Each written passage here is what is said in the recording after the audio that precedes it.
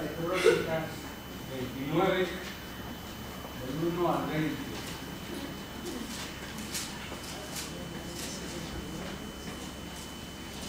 Bueno, como la podréis leer aunque no lo busquéis, que cuesta así.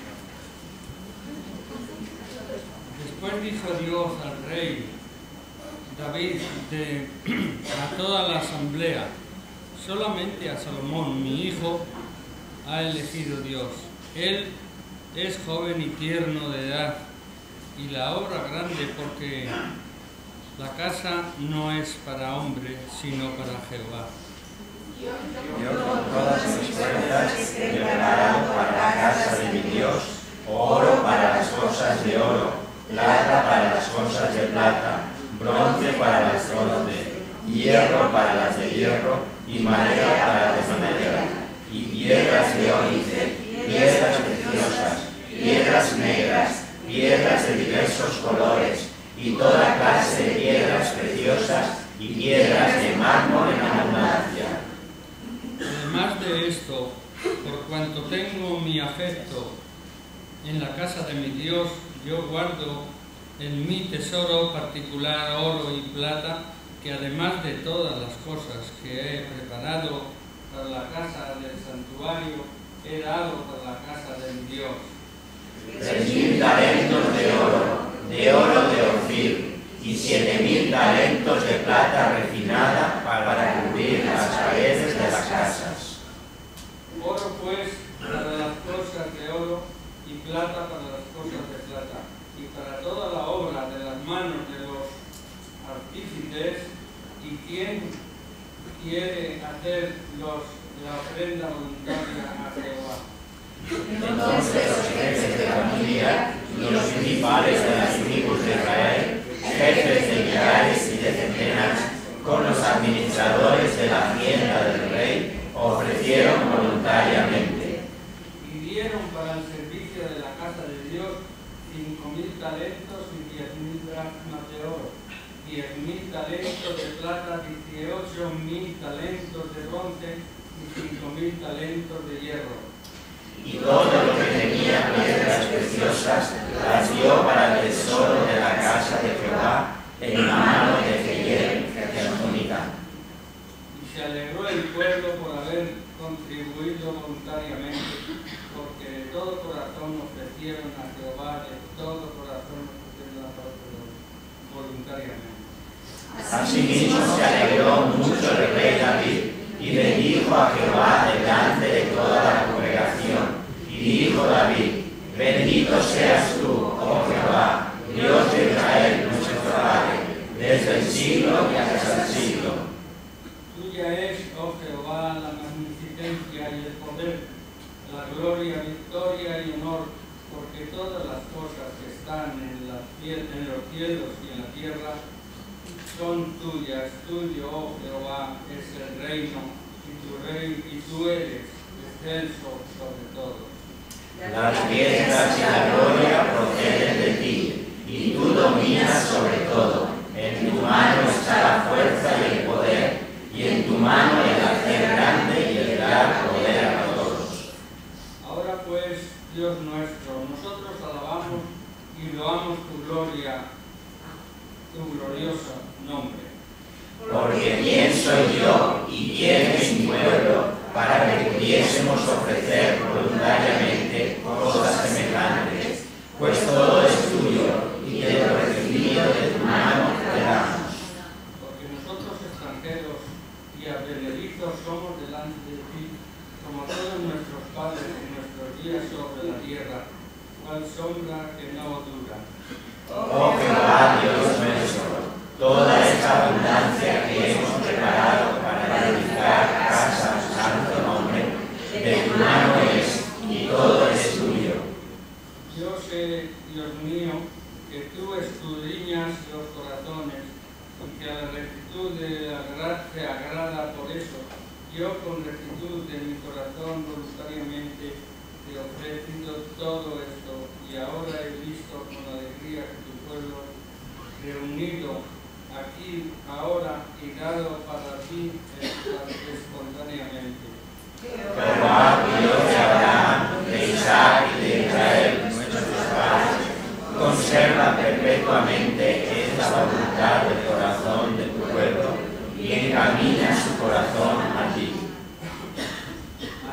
mismo da a mi hijo Salomón corazón perfecto para que guarde tus mandamientos, tus testimonios y tus estatutos, para que haga todas las cosas y te edifique la casa para la cual yo he hecho preparativo. Después dijo David a toda la congregación: bendecid ahora a Jehová vuestro Dios. Entonces toda la congregación bendijo a Jehová, Dios de sus padres, e inclinándose adoraron delante de Jehová y del rey. Hasta aquí la palabra. Gracias, Señor y Padre, por esta lectura. Gracias por todas las bendiciones que nos has dado en esta semana, Señor. Y ahora queremos, Señor, bajar nuestro rostro, pensar en ti, en este culto, Señor. Te pedimos que tu santo nombre, tu Espíritu, Señor, se derrame sobre todos nosotros, que estemos atentos a la palabra que has puesto en el predicador, para que nos sea de bendición, Señor, y de alimento para nuestras almas. Gracias, Padre, por todo lo que tú nos das. Y también te pedimos que nos enfermos. En el nombre de Cristo, amén. Amén.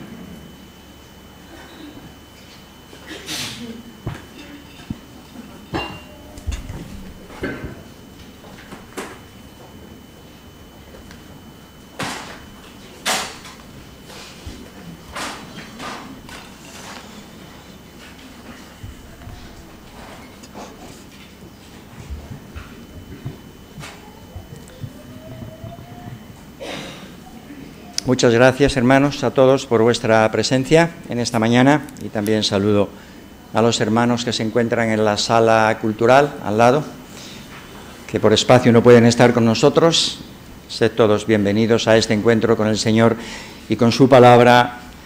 Ahora, como habréis visto en el boletín, hoy vamos a abordar la tercera parte de un tema que yo he dividido en tres partes, no porque tenga que dividirse en tres, de hecho podría seguir hablándose del mismo, puesto que hay nuevas cosas que tienen que ver con la administración de los recursos de Dios. Dios nos manda a ser administradores también de nuestros dones. Yo ese tema no lo voy a abordar, por lo menos hoy, pero el tema lo he querido dividir en tres partes. Probablemente algunos de vosotros lo habéis seguido anteriormente en los mensajes anteriores. La primera vez os hablaba de que Dios nos manda a ser administradores de nuestro tiempo, y dedicábamos una serie de indicaciones de la Escritura para ver cómo nuestro tiempo debía ser administrado para Dios y para su gloria. La segunda parte del tema tuvo que ver con que Dios nos manda a ser administradores de nuestros cuerpos, y veíamos con cierto detalle cómo Dios nos encargaba que administrásemos dentro de nuestros cuerpos, nuestra mente, nuestro corazón, nuestros labios, nuestras manos, nuestra lengua, nuestros pies, cada una de esas partes en las que reparábamos con algún que otro detalle. Y lo que vamos a abordar hoy es la tercera parte del tema, que tiene que ver con que Dios nos manda a ser administradores de nuestros bienes, de nuestros recursos. Yo no puedo detallar ahora lo que os he comentado anteriormente, porque si no, no entraría en el mensaje de esta mañana, pero sí quisiera detallar solamente una idea que fue el comienzo de nuestro estudio sobre ese tema. Yo comenzaba leyendo en el primer mensaje, en el Evangelio de Lucas, capítulo 16, y dijo: también a sus discípulos había un hombre rico que tenía un mayordomo, y éste fue acusado ante él como disipador de sus bienes. Entonces le llamó y dijo: ¿qué es esto que oigo acerca de ti? Da cuenta de tu mayordomía, porque ya no podrás más ser mayordomo. Quiero dejaros con ese pensamiento con el que iniciábamos esta sección. Porque todo lo que tenemos, todo lo que Dios nos ha dado, nuestro tiempo, nuestro dinero, nuestros dones, nuestro cuerpo, todo lo que tenemos es algo que nos ha sido concedido, y un día tendremos que dar cuenta a Dios de lo que hacemos con esos bienes. Así que lo que tienes no es tuyo. La vida que tienes en este momento, de la que estás disfrutando y que muchas veces piensas: yo la manejo a mi antojo y entro y salgo y digo y hago lo que me apetece, no es tuya. Dios te ha dado la facultad de ser administrador de esos recursos y un día tienes que dar cuenta a Dios.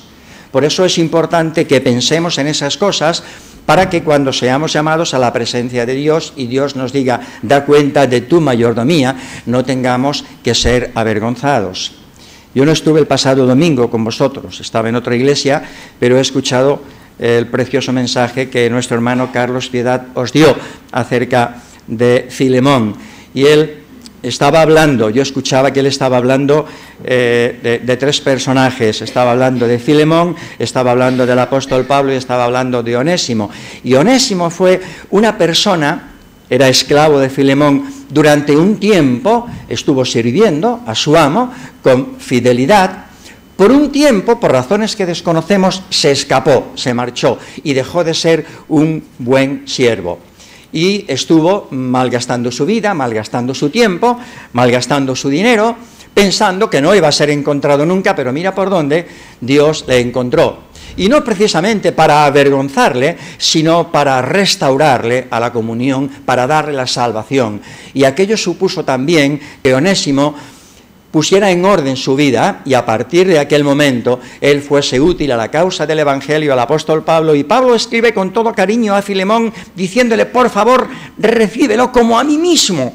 Si algo él te debe, porque probablemente te deba algo, yo te lo pagaré, ponlo a mi cuenta. Por no decir que tú te me debes también a mí, porque Pablo consideraba que también Filemón había sido un hijo engendrado por él en la fe.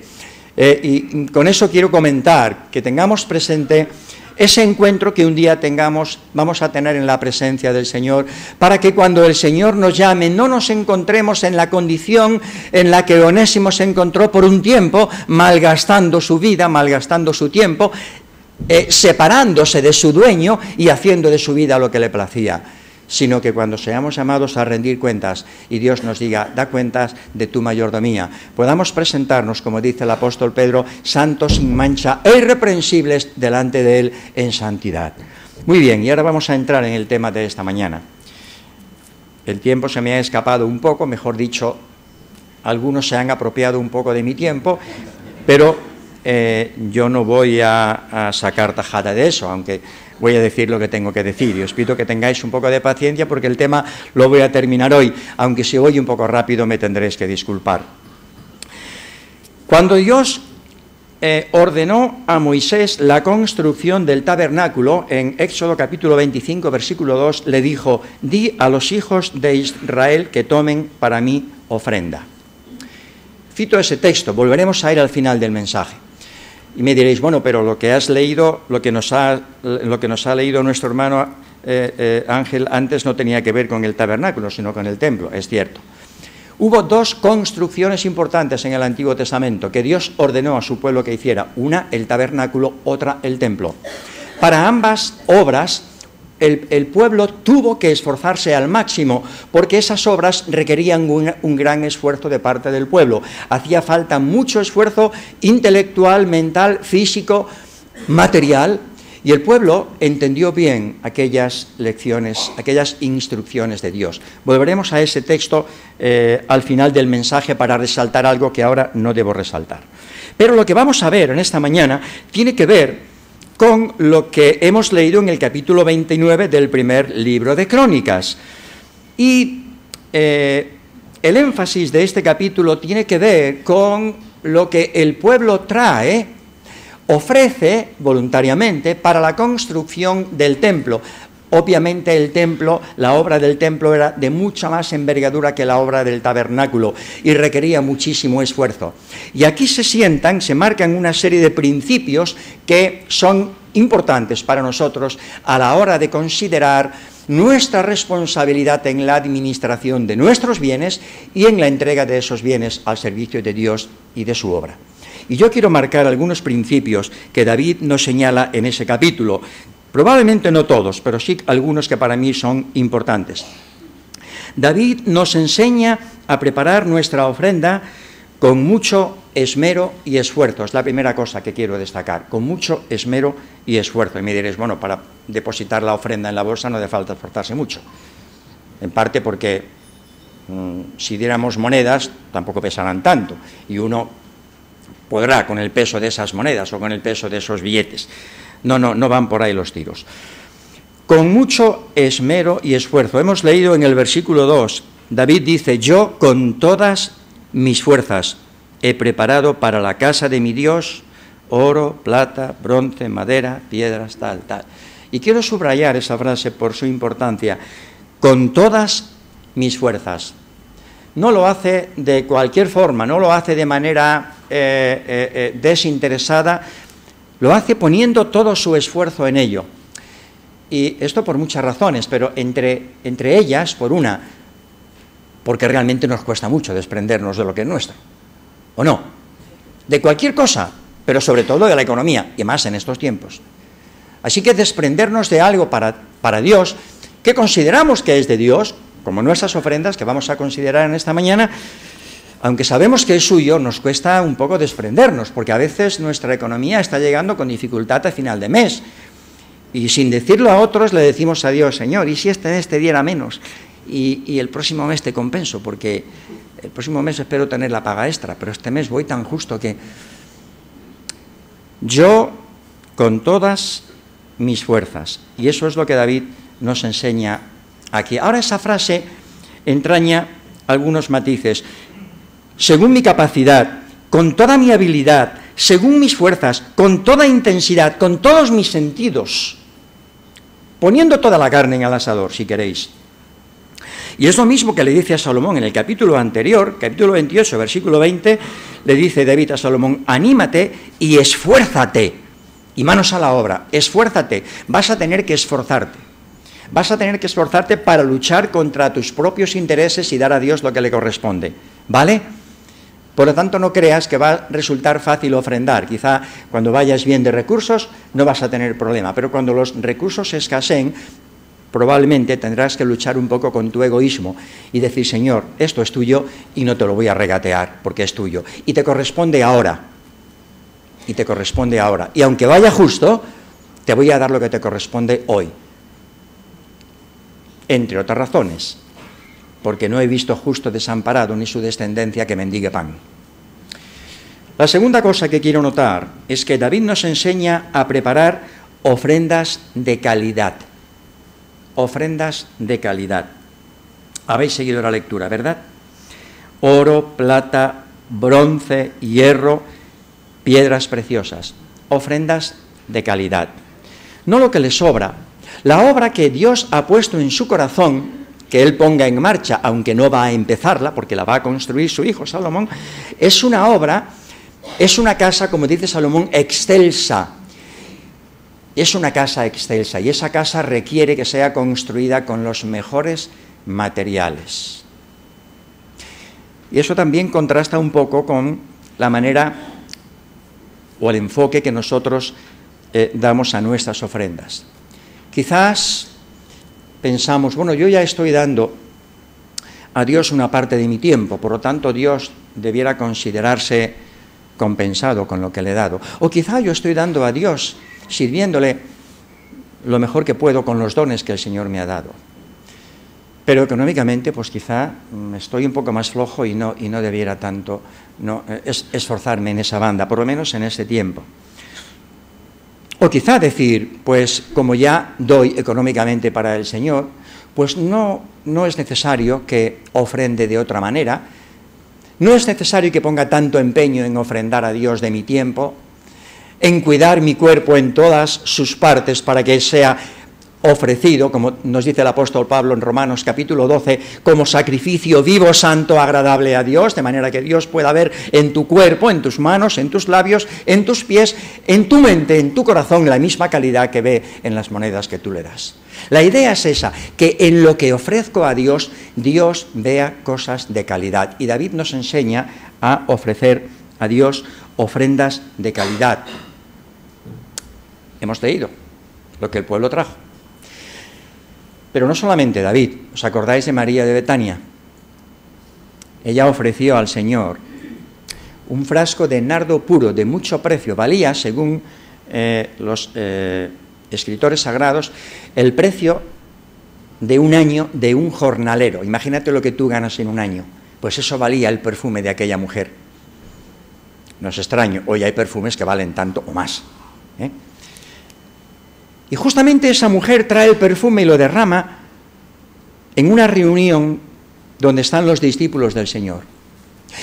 Y los discípulos, encabezados por Judas, dicen, está haciendo un mal uso de esa ofrenda. No sería necesario dar tanto. ¿Para qué? Mira, sacaríamos mucho más provecho si vendiéramos ese producto y repartiésemos mucho mejor el recurso entre los pobres, necesitados y otras necesidades de la obra, y también un poco entre los apóstoles y llenar un poco la bolsa, porque nos va a hacer falta tener un poquito de recursos para seguir sosteniéndonos y sosteniendo a nuestro maestro. Pero aquella mujer pasa de todo comentario y derrama el perfume delante del Señor. Nardo puro de mucho precio, el salario de un año de un jornalero. ¿Alguna vez has ofrendado a Dios así? Y mientras los discípulos están recriminando la actitud de esa mujer está enseñándonos una preciosa lección en cuanto a la adoración. Ella derramó no solamente su ofrenda, lo que más valió para el Señor fue el corazón de ella entregado juntamente con esa ofrenda. Y lo ha derramado, dice a sus discípulos, para ungir mi cuerpo para la sepultura. No os estáis enterando de nada. Os he dicho varias veces, por lo menos 3 veces les había dicho que Él iba a partir de este mundo, iba a morir, iba a resucitar. Y no se dan cuenta. Y esa mujer es la única persona en aquella reunión que se da cuenta que el Señor se les va. Y cuando el Señor se va, en esa última oportunidad que tiene de encontrarse con Él, le ofrece lo mejor.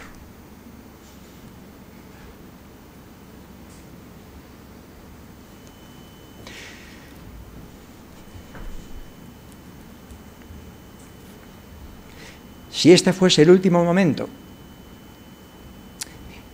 que vas a pasar en la presencia del Señor, ¿qué le ofrecerías?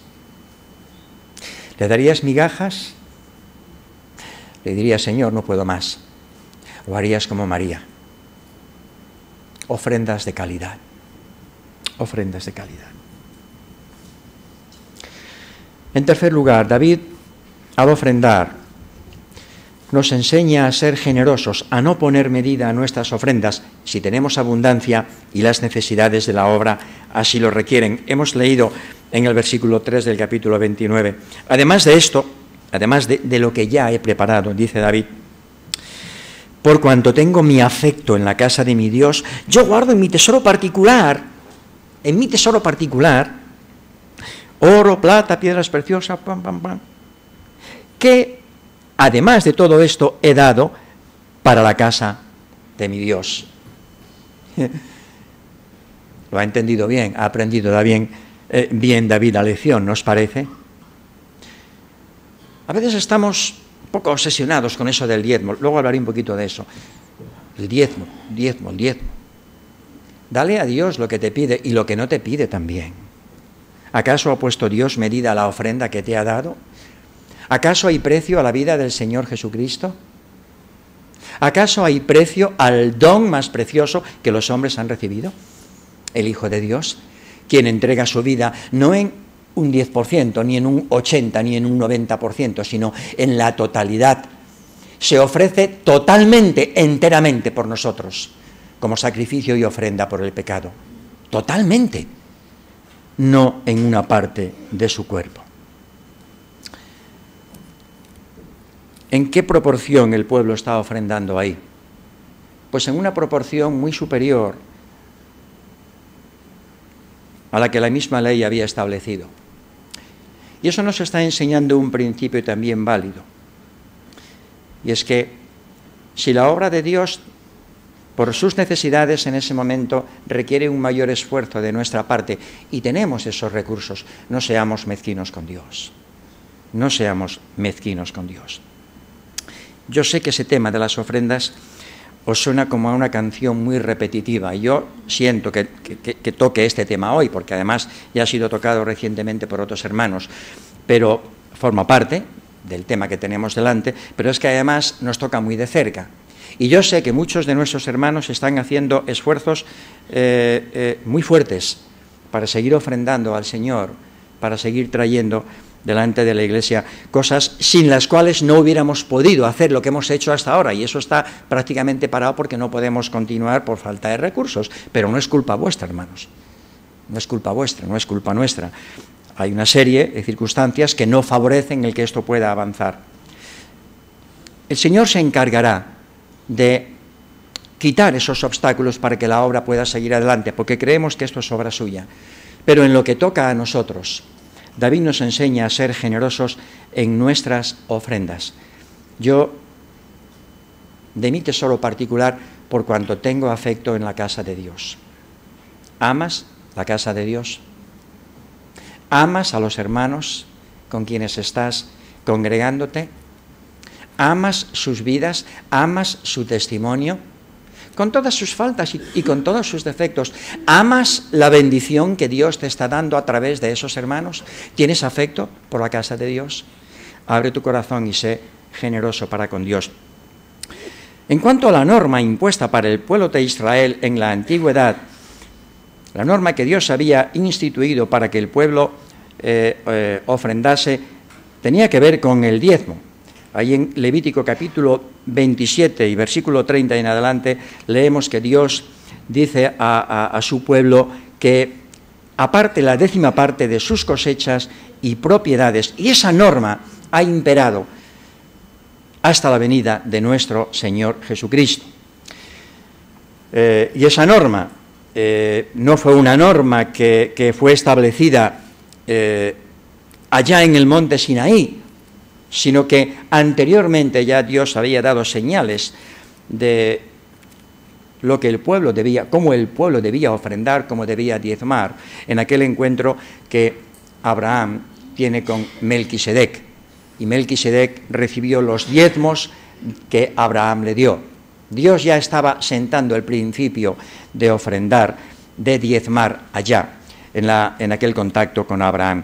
Y esa experiencia, esa forma de dar, impera hasta la venida de nuestro Señor Jesucristo. Y muchos dicen, y no con poca razón, bueno, entonces, si el Señor Jesús viene a cumplir con las normas de la ley, no he venido a abrogar la ley, a quitar la ley, sino a cumplirla, y la cumple, y nosotros no tenemos que cumplir con ciertos preceptos legales de la ley, ¿por qué tenemos que cumplir con el diezmo?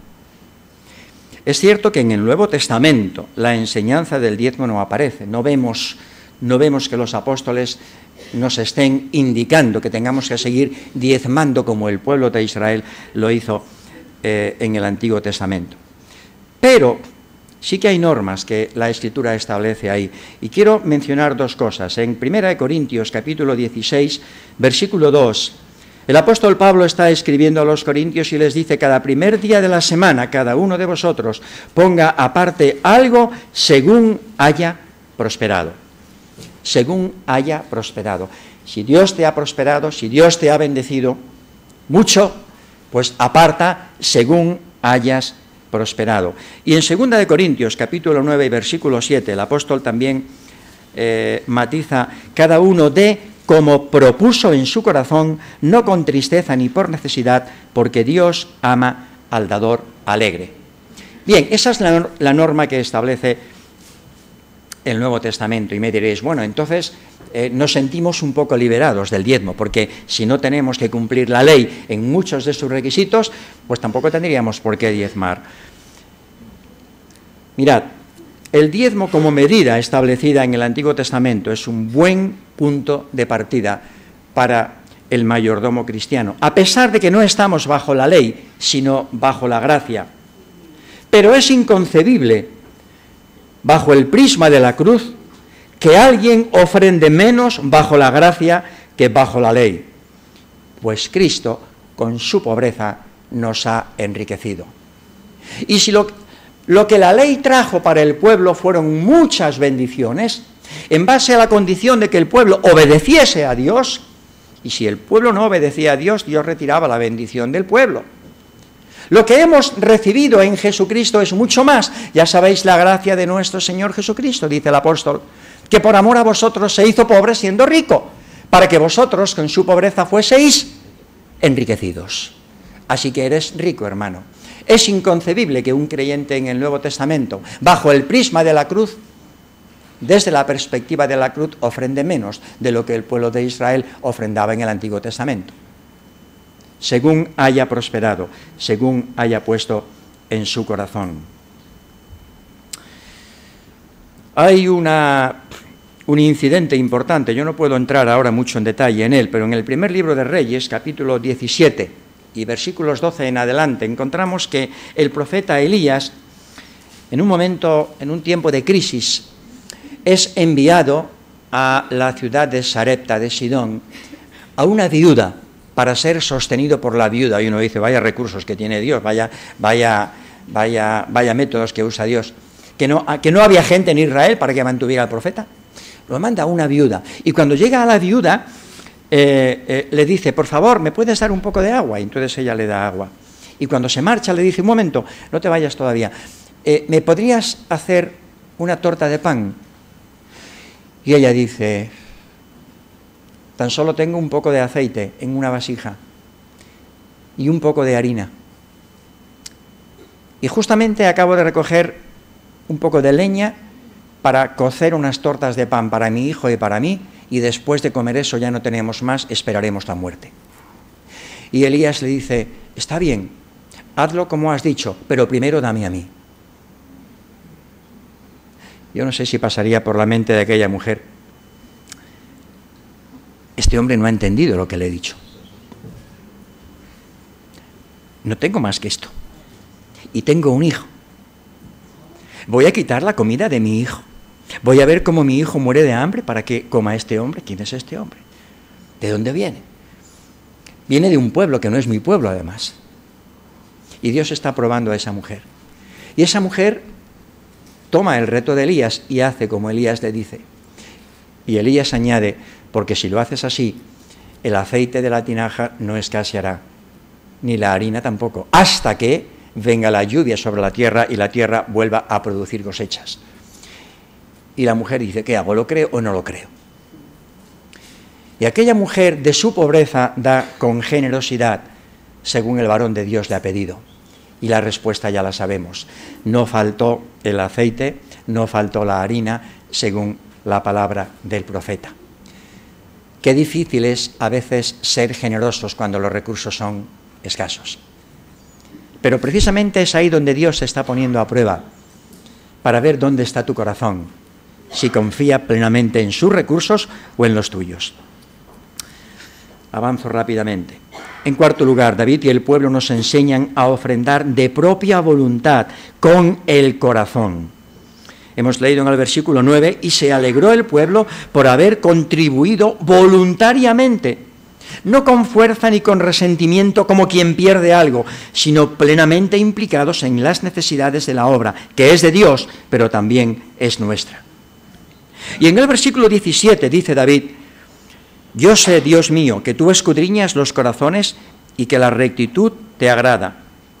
No le está diciendo, Señor, yo sé que tú sabes lo que tengo en mis graneros, lo que tengo en mis tesoros particulares. No, tú escudriñas los corazones y que la rectitud te agrada. Por eso yo, con rectitud de mi corazón, voluntariamente, te he ofrecido todo esto. Y ahora he visto con alegría que tu pueblo, reunido aquí ahora, ha dado para ti espontáneamente. Voluntariamente, espontáneamente. Y David nos da una razón para ofrendar de esta manera. ¿Cuál es esa razón? Versículo 14, la segunda parte. Pues todo es tuyo y de lo recibido de tu mano te damos. ¿Qué tienes? Dice el apóstol Pablo a los Corintios, que no hayas recibido. Si todo es de Dios. Todo es tuyo. ¿Cómo te voy a regatear, Señor, lo que es tuyo? He oído de personas que empezaron a diezmar, comprobando después cómo Dios, por su fidelidad, compensaba las necesidades múltiples de esas personas.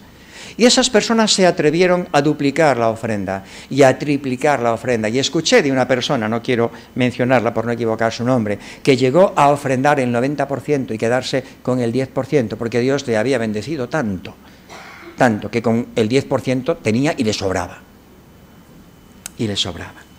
Voluntariamente, con el corazón, porque todo es tuyo y de tu mano hemos recibido todo esto.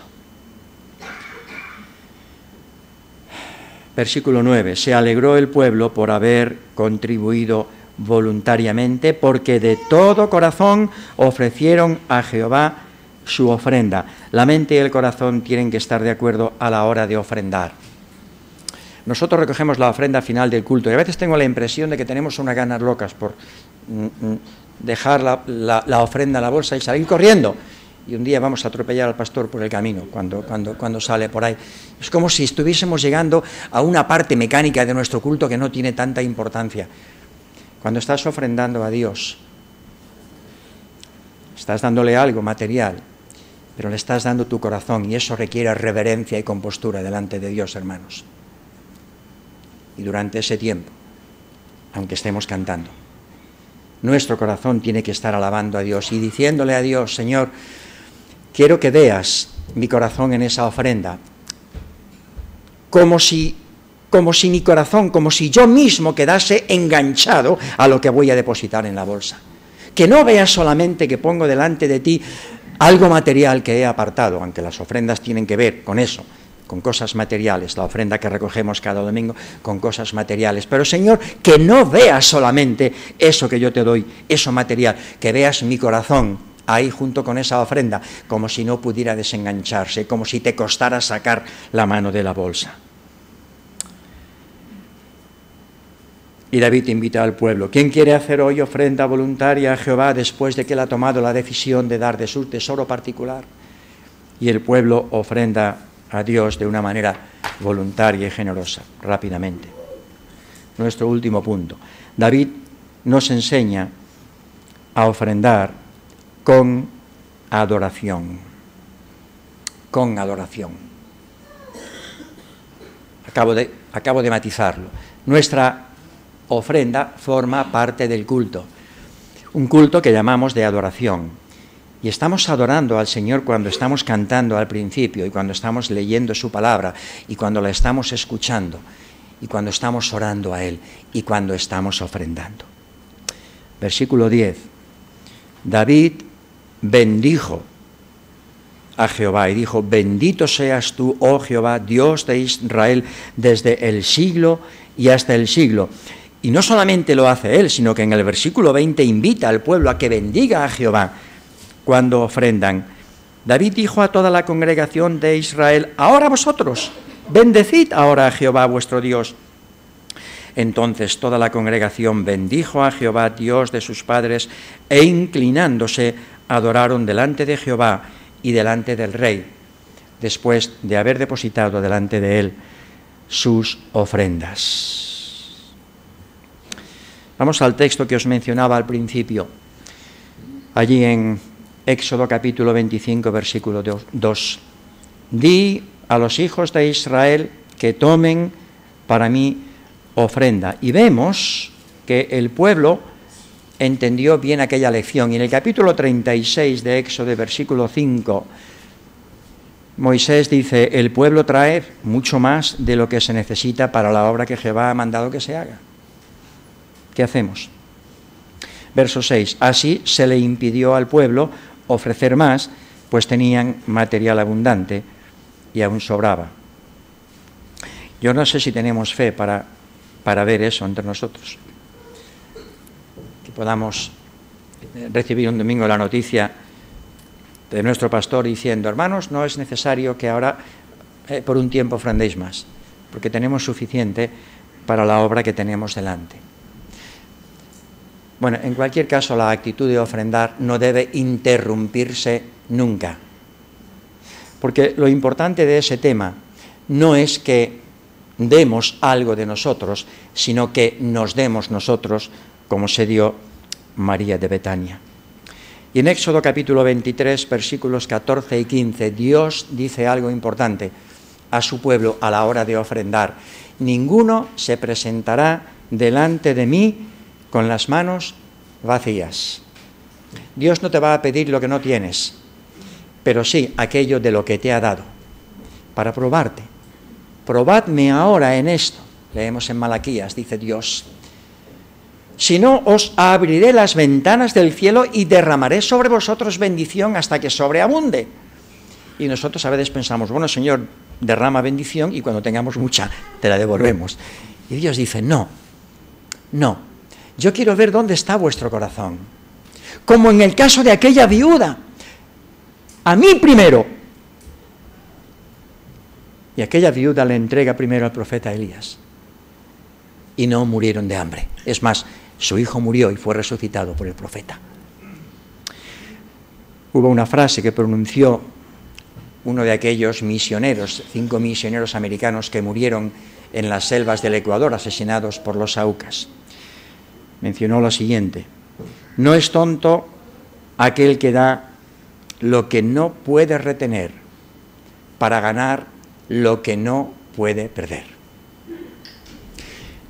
De tu mano es y todo es tuyo.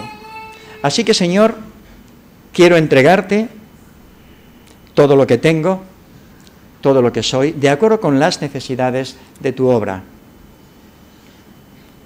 Y cuando insistan sobre el tema, entenderé que no es la obsesión del pastor ni del consejo de iglesia porque quieren cubrir rápidamente los gastos de la iglesia. Igual empezamos solamente con la parte de abajo y no podemos seguir construyendo hasta que tengamos más dinero. Yo qué sé cuáles son los planes que el Señor tiene de aquí en adelante para con nosotros. Lo que sí sé es que el Señor no es escaso para con nosotros. Bien, yo finalizo el tema ahí. Y me hubiera gustado reseñar algunas características del mayordomo cristiano, solamente las voy a mencionar, no voy a entrar en detalles porque no tengo tiempo ahora de ello, pero el mayordomo cristiano debe ser alguien que da con contentamiento. El mayordomo cristiano es alguien que se caracteriza por su fidelidad. El mayordomo cristiano debe dar con un carácter alegre. El mayordomo cristiano debe ser honrado. El mayordomo cristiano debe ser un creyente espiritual. El mayordomo cristiano no es un ofrendante improvisador, ha preparado deliberadamente su ofrenda. A veces la administra de una sola vez, a veces la administra en los domingos que cubren el mes, de acuerdo al Señor, como el Señor le indica, pero no es un ofrendante improvisador. El mayordomo cristiano se caracteriza por su buena voluntad y generosidad. El mayordomo cristiano se caracteriza por su discreción. Y finalmente, el mayordomo cristiano busca al ofrendar la gloria de Dios. Pues la lección que yo quisiera que quedase con nosotros es que no solo aprendiéramos a ofrendar de lo material. Quizá hemos pasado algún tiempo de nuestra vida en el que no nos hemos tomado muy en serio eso de diezmar, por diferentes razones, no vamos a entrar en ellas, ni vamos a juzgar a nadie, pero si esa ha sido tu experiencia, piensa en Onésimo. Hubo un tiempo en el que fue inútil, dice Pablo, pero ahora es útil a la obra de Dios, y no solamente en lo material, sino en lo espiritual, y sobre todo, que aprendamos a dar a Dios lo que le corresponde, pero mucho más que a darle, a darnos. Amén. Amén.